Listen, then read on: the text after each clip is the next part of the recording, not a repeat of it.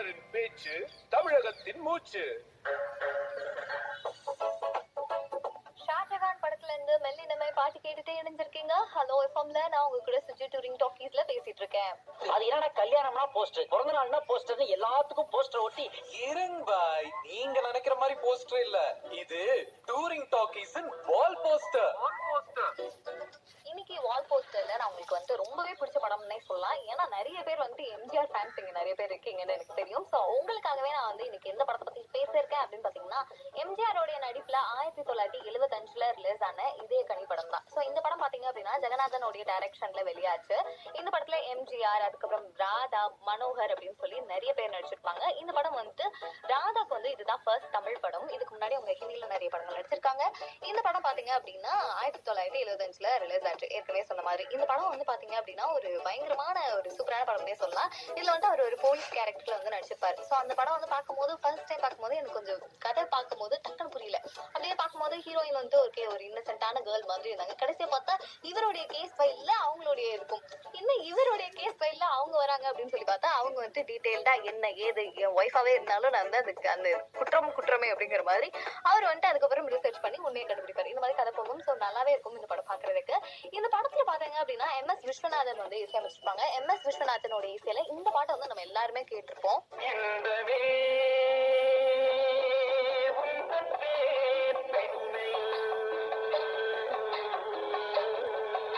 அதே மாதிரி இந்த பாட்டை வந்துட்டு விஜய் ஆண்டனி பாத்தீங்க அப்படின்னா நம்மளுடைய விஜயகாந்தோடைய படத்தையுமே யூஸ் பண்ணிருப்பாரு. இந்த படத்துல பாத்தீங்க அப்படின்னா 2009ல மரியாதை படம் பாத்தீங்க அப்படின்னா அதுல வந்து விஜய் ஆண்டனி இந்த சாங் வந்து ரீமிக்ஸ் பண்ணிருப்பாரு.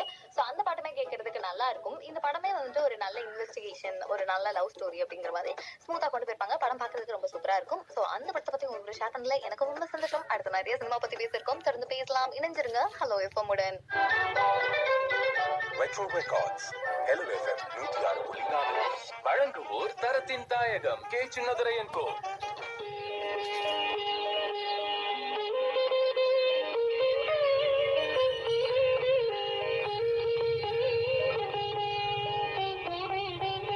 கேட்டதும் கொடுப்பவனே கிருஷ்ணா கிருஷ்ணா, கீதையின் நாயகனே கிருஷ்ணா கிருஷ்ணா, கேட்டதும் கொடுப்பவனே கிருஷ்ணா கிருஷ்ணா, கீதையின் நாயகனே கிருஷ்ணா கிருஷ்ணா, ஏற்றிய தீபத்திலே கிருஷ்ணா கிருஷ்ணா,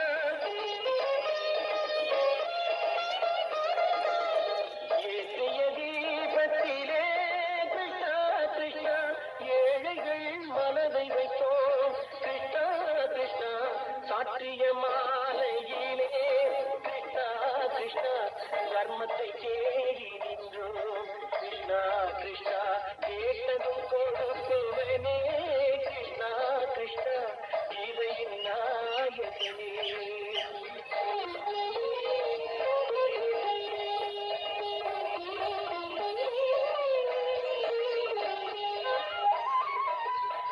தாயிடம் வாழ்ந்ததில்லை கிருஷ்ணா கிருஷ்ணா, தந்தையை அறிந்ததில்லை கிருஷ்ணா கிருஷ்ணா, தாயிடம் வாழ்ந்ததில்லை கிருஷ்ணா கிருஷ்ணா, தந்தையை அறிந்ததில்லை. ஓரிடம் நீ கொடுத்தாய் கிருஷ்ணா கிருஷ்ணா, ஓரிடம் நீ கொடுத்தாய் கிருஷ்ணா, அதை உலகத்தில் வாழவிடு கிருஷ்ணா கிருஷ்ணா, உலகத்தில் வாழவிடு. கேட்டதும் கொடுப்பவனே கிருஷ்ணா கிருஷ்ணா, கீதையின் நாயகனே கிருஷ்ணா கிருஷ்ணா.